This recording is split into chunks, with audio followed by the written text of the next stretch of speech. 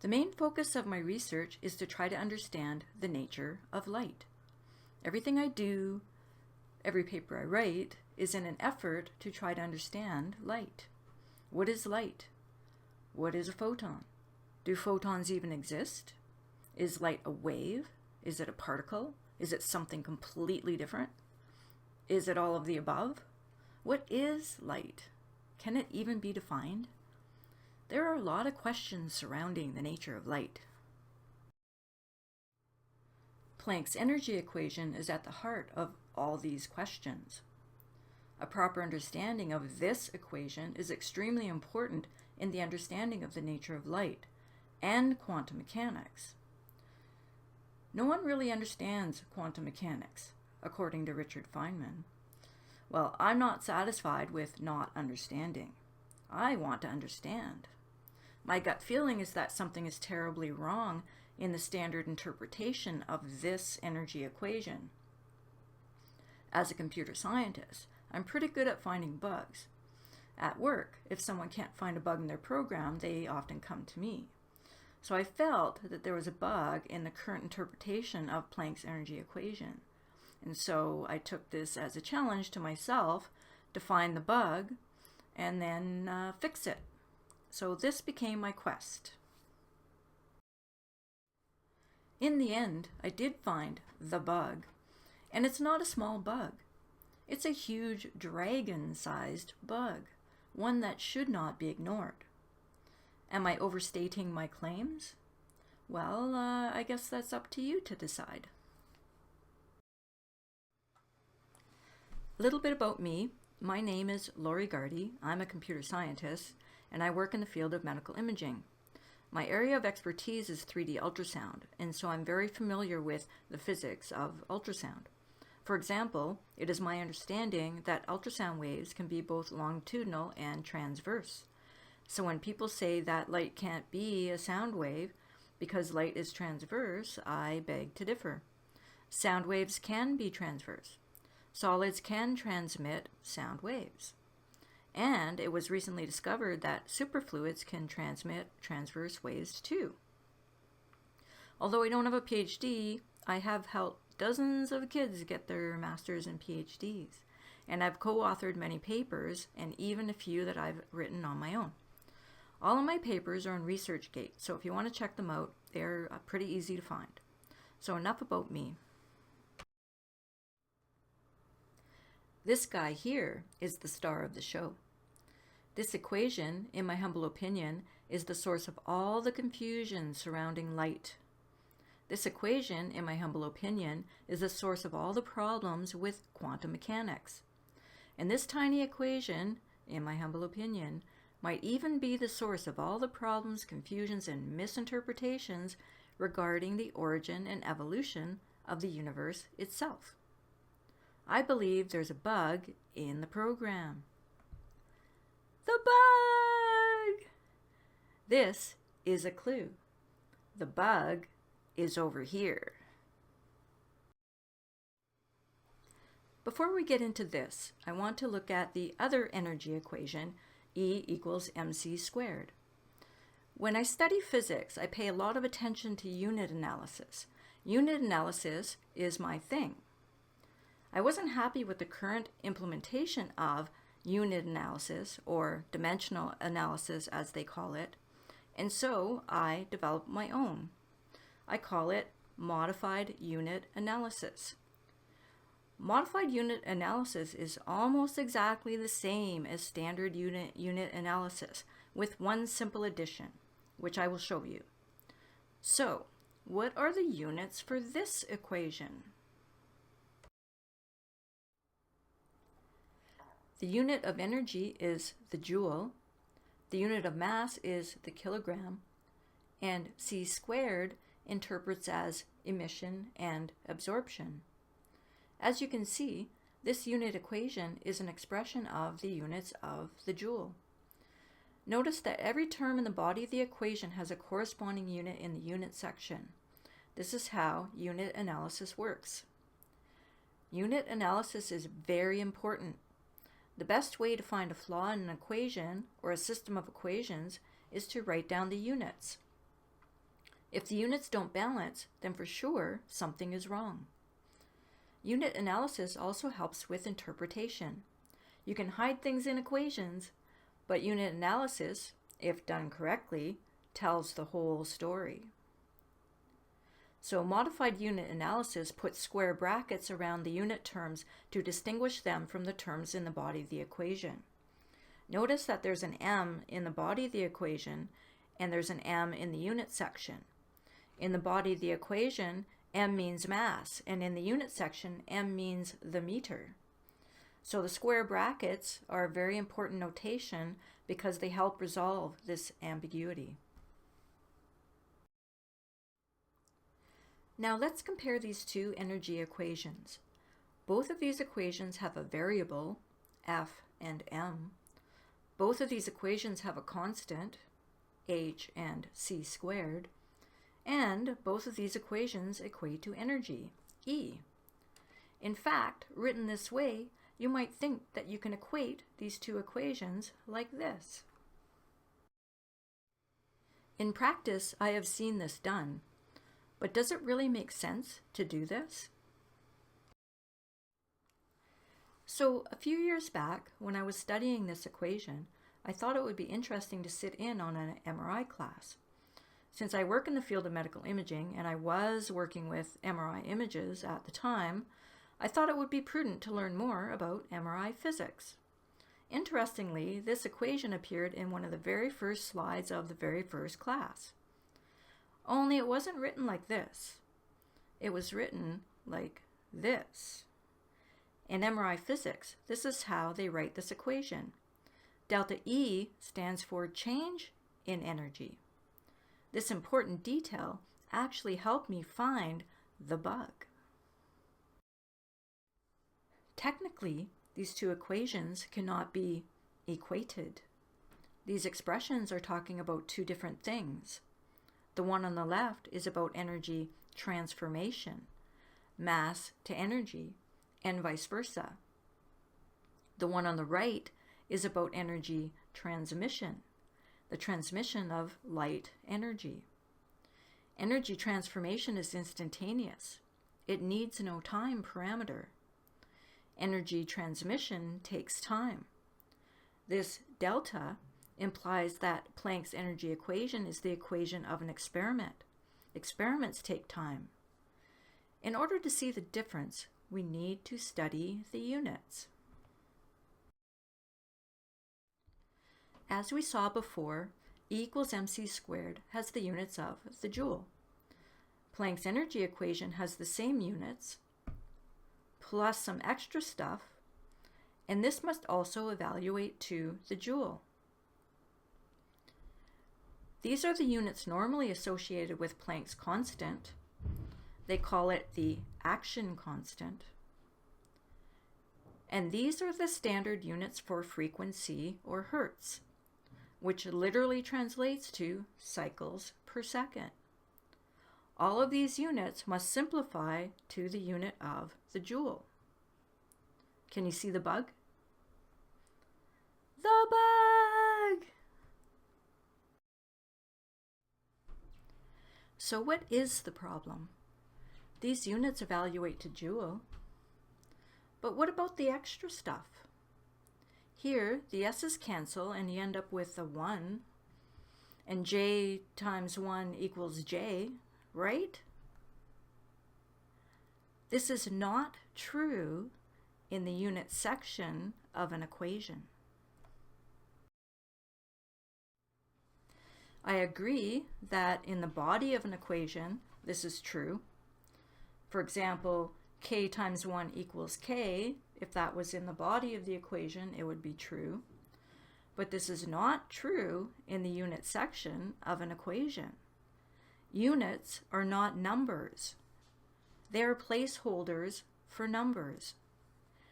This is why the unit for time is s, and the unit for space is m, and the unit for mass is kg for kilogram. When the unit for frequency was defined as 1 over s, it gives the false impression that the 1 in this expression is the numerical value of 1. It's not. The 1 in the units of frequency stands for 1 cycle. This little 1 cannot operate on anyone, nor can it be operated on. Like all other units, like S and M and kg, the 1 in the unit of frequency is a placeholder for a numerical value. It is a character, not the numerical value of 1.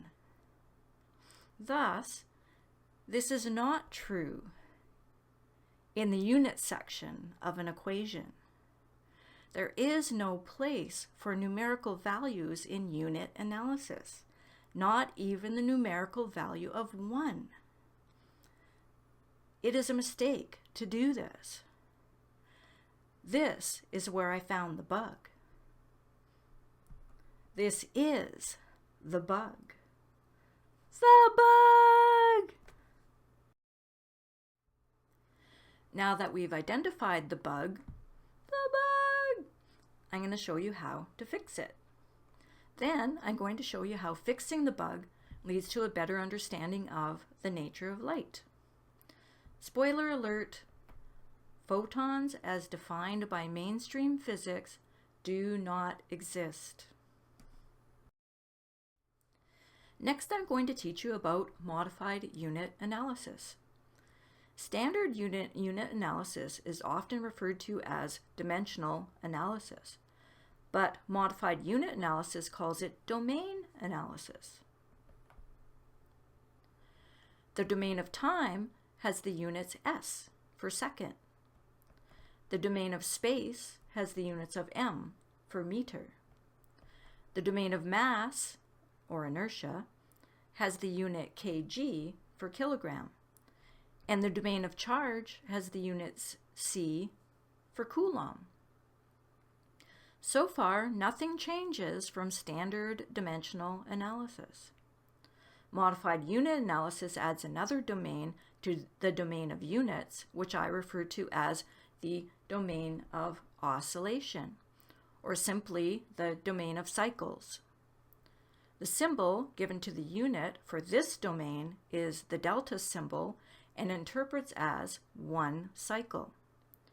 Using a symbol instead of the numerical value of 1 is going to help us identify and fix the bug. Since modified unit analysis adds the domain of oscillation to the language of unit analysis, all of the units that belong to the domain of oscillation need to be rewritten. In modified unit analysis, the units for frequency are written like this, cycles per second. The unit for wavelength is written like this, meters per cycle. The unit for time period is written like this, seconds per cycle. And the unit for the wave number is written like this, cycles per meter. This is really the only change that modified unit analysis is making to the standard approach. So what does this buy us? Let's go back to Planck's energy equation, only this time we're going to write the units using modified unit analysis. Writing it this way makes it obvious that the units do not balance. The units do not evaluate to exactly the joule. This, in my opinion, is, if this is in fact a bug, then how do we fix it? In order to get the units of this equation to evaluate to exactly J, or the joule, we need to add another delta term or cycle term to the unit section. Now we can clearly see that the units of the time period are buried in the unit section of the equation. The units, written like this, look beautiful to me. They are nicely balanced, and the result equates to J as required without using any mathematical trickery. And there are no numerical values in the unit section as required by modified unit analysis. Numerical values have no value in the unit section of an equation. This includes the numerical value of 1. This is an important point that I can't overstate. Since modified unit analysis disallows numerical values in the unit section of an equation, this is the only way to balance the unit section of Planck's energy equation. So how do we interpret this? First of all, this is the real action constant here. Written this way, Planck's constant interprets as the energy of one period of a light wave. Of means times in arithmetic. So written this way, Planck's constant interprets as the energy of one period of a light wave. If light is a wave, then Planck's constant is the energy of one period, one cycle, and or one wavelength of a light wave.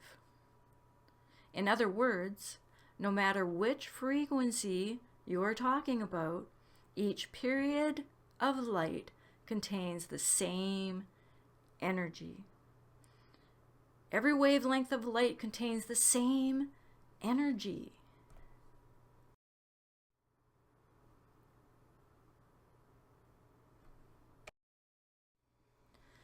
Okay, so let's go back to the original units and do this another way. Here, we're only looking at the units. J times S are the standard units of action, and 1 over S are the standard units of frequency. Divide both sides by S, and now I'm going to write the equation for these units.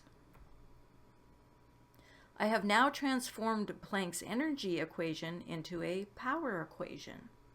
It actually makes more sense to write this equation in terms of power, since the original black body experiments were reported in terms of power. The original black body experiments are plotting wavelength against intensity. The intensity of light increases with shorter wavelength, not the energy. Intensity has units of power per meter squared, or watts per meter squared. Here are the units written in terms of energy.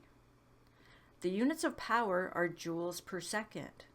The units of intensity are the key to understanding the relationship between wavelength and energy. Without rigorous unit analysis, this is very difficult to see. Why the black body equation wasn't written in terms of power in the first place is a mystery to me, but I think it has something to do with this word period, which makes some people really uncomfortable for some reason. Okay, now we're going to look at this one more way.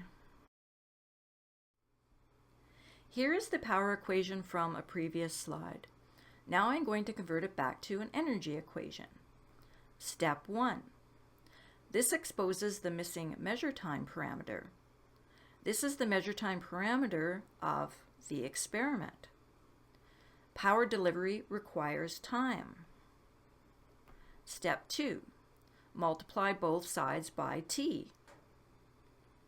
Now we can see that the anomalous unit of time that was previously assigned to the action constant actually belongs to a previously hidden measure time parameter in the body of the equation. As I said before, this equation is the equation of an experiment. This belongs to this. So what happened? It turns out that this previously hidden measure time parameter, which was apparently in the original writings of Planck himself, was inadvertently hard-coded to the numerical value of 1 and subsequently buried because you don't need to write 1 in the body of an equation. We have just found another bug. The bug! So where does this leave us? It makes more sense to write the equation in terms of power, since the blackbody experiments were originally reported in terms of intensity, which is power per meter squared. But if you want to write it in terms of energy, then you have to use modified unit analysis. Otherwise, the units don't balance. Now that the unit section is balanced, we need to look one more time at the body of the equation. As I said earlier, things can be hidden in equations. This is done to make them look more elegant. But as a computer scientist, I don't want elegant. I want completeness. I want to make sure that I can see all the parameters so I can write a computer program that makes logical sense. Here is what we have so far. But there are still a lot of things hidden in this equation. For example, there is something hidden in the frequency term. In the body of an equation, frequency stands for cycles per measure time. Here, n is the number of cycles and t is the duration of time or time interval. Frequency is equal to n counts per measure time. Measure time can be anything. Yes, I agree that the unit of frequency is cycles per second, but a frequency term in the body of an equation can be associated with any time interval. For example, an adult woman gets her period approximately once per month. So frequency in this case is approximately 12 cycles per year. Here, n is 12 and t is 1 year. Frequency in the body of an equation need not be cycles per second. So this raises an important point. When we plug an actual frequency into Planck's energy equation, are we not hard coding the measure time to exactly 1 second? For example, a gamma ray oscillates at around 10 to the 19 times per second. When we plug 10 to the 19 into Planck's energy equation, are we not calculating the energy transmitted in a 1 second time interval?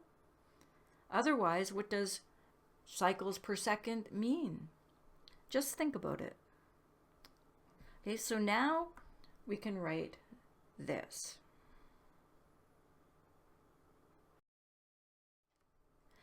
Next, we are going to multiply the top and bottom by 2 pi.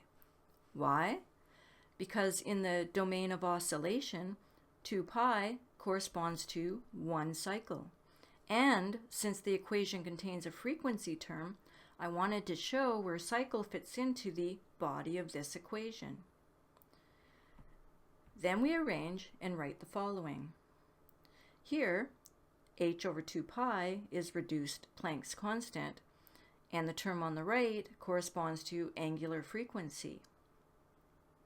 Written this way, it's clear to see that measure time t in the body of the equation was historically hard-coded to exactly 1 second. In case this isn't clear, let's look at it again. The only time you do not have to write a value into the body of an equation is when it is equal to 1. In other words, frequency in Planck's energy equation is cycles per second and not cycles per measure time. Planck's energy equation is the equation of an experiment with a duration of exactly 1 second. The photon, E, in Planck's equation is the energy of 1 second's worth of Planck energy units. E is not and cannot be fundamental. Finally, the picture is complete. Notice that every parameter in the body of the equation has a corresponding unit in the unit section. Also notice that each 2 pi in the body of the equation has a corresponding delta in the unit section. So what does this buy us? Modified unit analysis, as described in the previous slides, has huge implications with regard to the uncertainty principle. The two main expressions involved in the uncertainty principle look like this. The historical interpretation of these two inequalities seems a bit strange. In quantum mechanics, there exists a fundamental limit with which certain pairs of physical properties of a particle can be known. For example, the position of a particle and its momentum cannot be simultaneously known. Modified unit analysis has a different interpretation of these inequalities. In fact, MUA takes the uncertainty out of the uncertainty principle. Here's how that works. Let's look at the second one first. Previously, I showed how the measure time parameter for Planck's energy equation was set equal to 1 and subsequently hidden. For completeness, modified unit analysis decouples the time parameter from the action constant and explicitly writes it in the equation. The uncertainty relation is written like this. Here, H is given a different label, HQ, even though it has the exact same numerical value as Planck's constant, but it no longer carries the extra unit of S. HQ interprets as quantum of energy.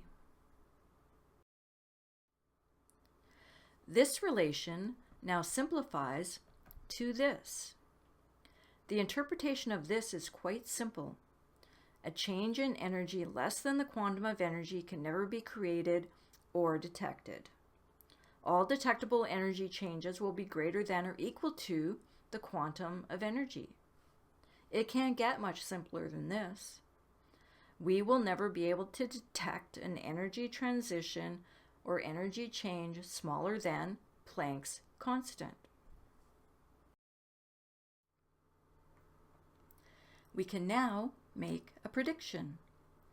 If the minimal detectable energy is quantum of energy, or HQ, then this must correspond to a minimum detectable temperature.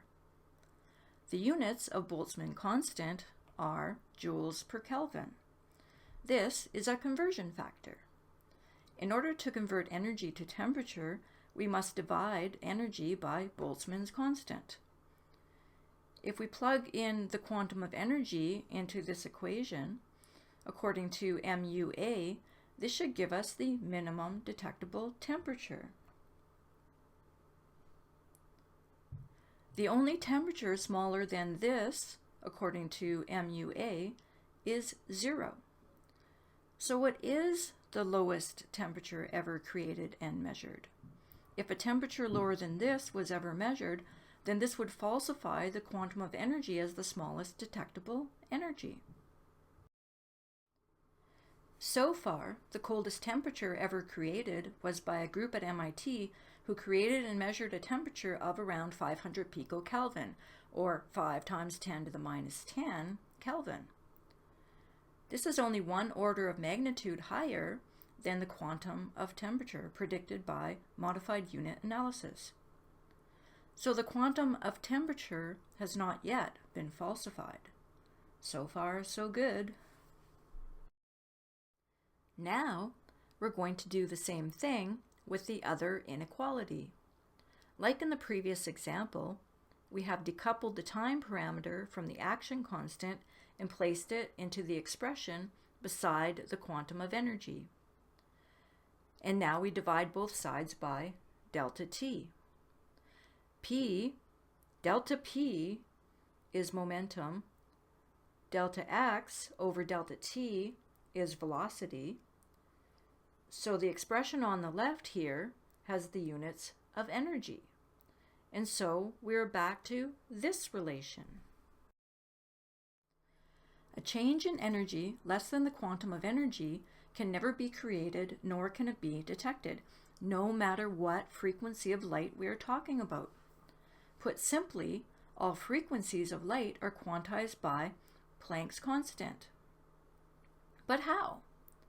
In modified unit analysis, there can be only one explanation. Every period of light carries the same energy, the quantum of energy. This shocking interpretation of light is contrary to what is currently said about light. Currently, we say that every wavelength of light corresponds to a different amount of energy. But what modified unit analysis seems to be saying is that every wavelength of light carries the same energy. And we're back to what? Traditionally, photons are defined as fundamental particles of light, and the output of this equation is said to be the energy of one photon. At least that is what I was taught, and this is what people are saying. Electrons are fundamental particles because all electrons have the same mass. Protons are fundamental particles because all protons have the same mass. But the output of this equation, E, can take on many values. It's a variable. The output of this equation, which is a variable, cannot be fundamental. On the other hand, modified unit analysis seems to be saying that Planck's constant is fundamental. Planck's constant is the fundamental quantum of energy. Doesn't it make more sense to call the fundamental thing the photon and not the variable thing? It is my opinion, based on my research, that defining the photon as a fundamental particle was a mistake in interpretation. This happened because the term cycle was inadvertently removed from the language of unit analysis and replaced by the numerical value of 1, which was a mathematical and logical mistake.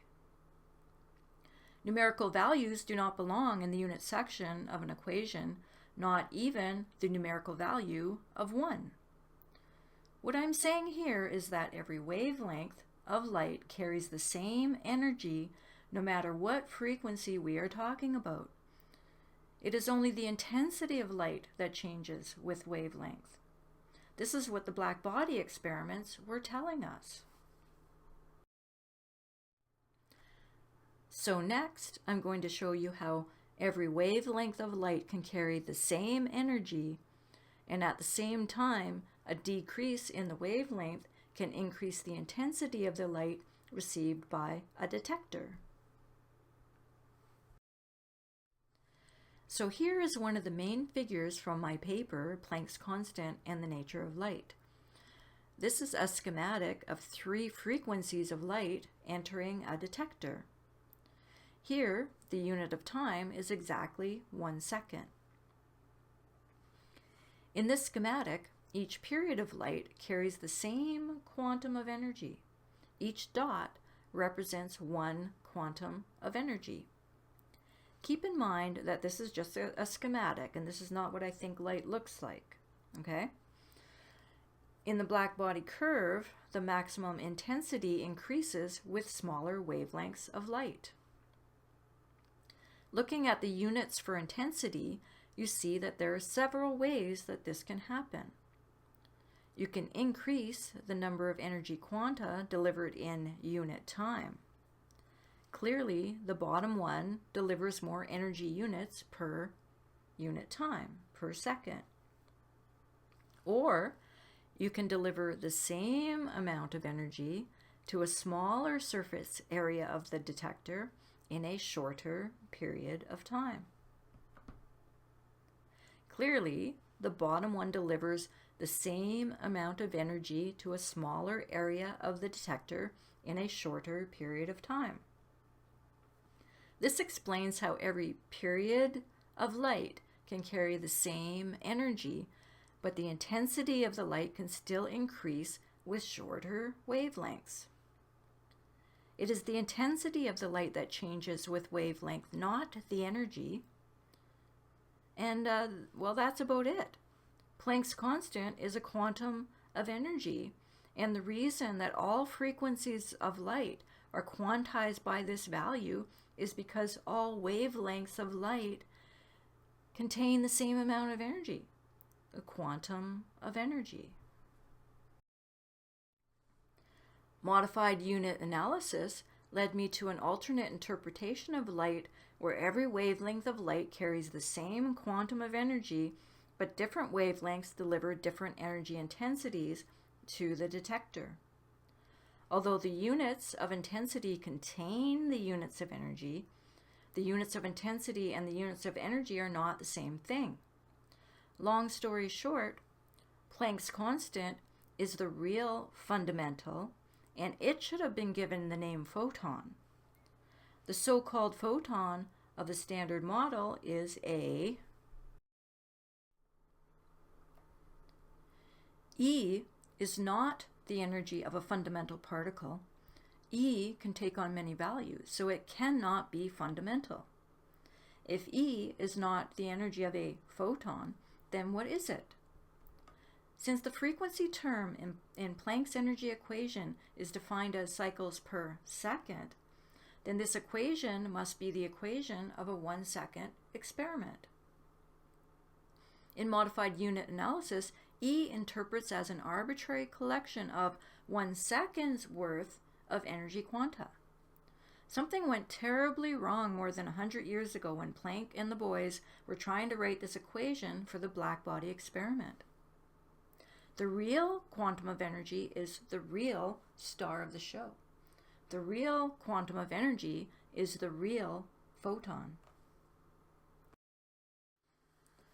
Finally, what I'm going to do is compare and contrast the standard interpretation of light against the modified unit analysis interpretation. To do this, I'm going to use the famous lecture by Dr. Neil Turok called The Astonishing Simplicity of Everything. I attended this lecture, and so I thought it would be the perfect video to end this presentation with.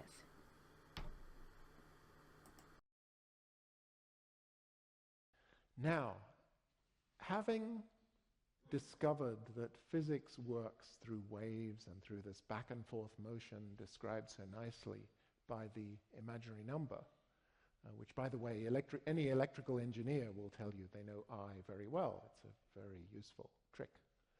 But having discovered all that, there was one huge problem. See, waves don't really make sense in the physical world.